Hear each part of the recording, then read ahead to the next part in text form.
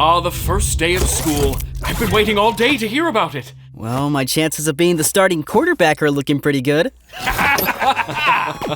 That's the good news. Am I missing something? We've got this giant group project due at the end of the month, and we got paired with these two random kids. Yeah, those random kids are responsible for 50% of our grade. How am I supposed to put that much trust in someone I don't even know? Oh, this is a classic dilemma. D-Day. Wait, what? I thought we could at least hope for like a C+. I guess we're lucky he didn't say F-Day. No. D-Day is a strategic attack that would forever shape the course of history. A day... Attack? I'm just trying to get a better grade, not plan an invasion. Boom, help me out here. You got it! I think it's time for Operation Overlord. Okay, that actually sounds pretty epic. This doesn't look like the most tourist-friendly beach. I wouldn't go looking for seashells. This is Normandy Beach in the wake of World War II. Hitler and Nazi Germany have taken over a significant portion of Europe. While the Soviets were waging war with these forces in the east, they were in desperate need of help from the west. The Nazis had more than 50 divisions in France, led by General Rommel, who had placed thousands of armed fortifications along the Normandy beaches. How are you supposed to fight that? Even the clouds are saying this is a bad idea. The D-Day invasion was carefully chosen by Allied military planners.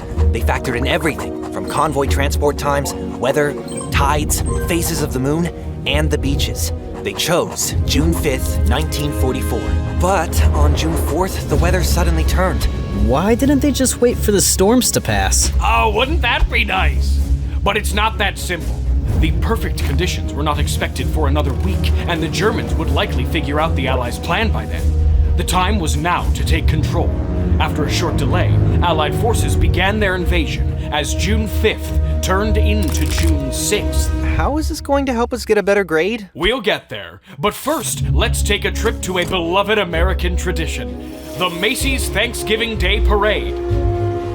And Ranger has officially lost it. He said it, not me. D-Day was the largest, most complicated military operation in history.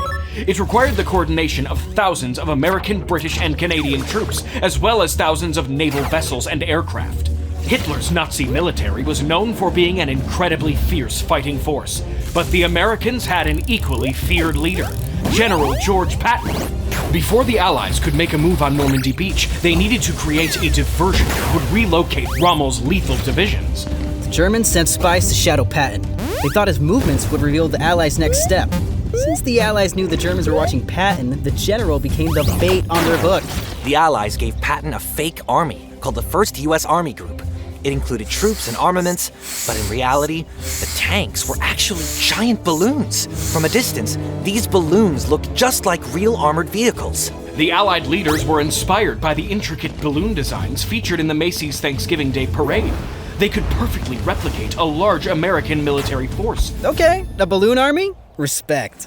With the perfect decoy plan in place, General Eisenhower knew that it was his only shot for a successful invasion in France. The US, Britain, and Canada had to work as one to overtake nearly 50 miles of coastline. While the Germans chased Patton's balloons and increased their forces near the Pas de Calais, the real attack was planned hundreds of miles away, along 5 separate beaches. What did the Nazis do once they realized they were being attacked? Well, nothing. Hitler was asleep? When the D-Day invasion began, when his men received the news, they were afraid to wake him up. Hitler had a bad temper. Arguably the most costly nap in history. That's honestly embarrassing. Talk about failing the group project. Even when Hitler heard the news, he thought it was a diversion. He was certain the real attack would be at the Pas de Calais. However, D-Day wasn't a smooth operation. The Allies suffered heavy casualties, and the invasions at both Gold and Omaha beaches were headed for total failure. When all hope seemed lost, naval commanders made a call that no one expected. Pushing their destroyers within 1,000 yards of the shore, they knew the risk of getting stranded, but they needed their weapons to reach the beach. The bold move paid off. Over the next 6 days, the 5 beach invasions linked forces and pushed inland. 8 more divisions came to shore. By the time Hitler figured out Calais was a trick, the Allies already had a toehold in France. This was the beginning of the end for Germany. They did all that with a group of complete strangers? Those strangers trusted each other with their lives, not just their grade. Facts. gotta trust whoever's protecting your blind side.